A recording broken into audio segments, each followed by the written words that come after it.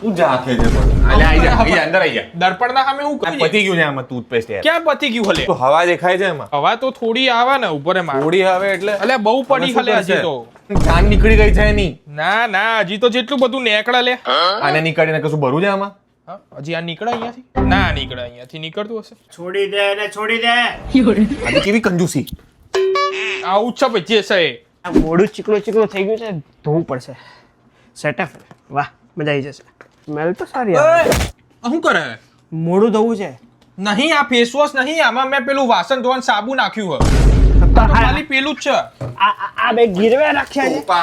આ બે ગીરવે રાખ્યા છે. આમાં આપણે સનફ્લાવર નું ઓઇલ નાખવાનું, આમાં જે કાણું છે ને તમે નાખો ને તો આમ બધે સ્પ્રેડ થઈ જાય.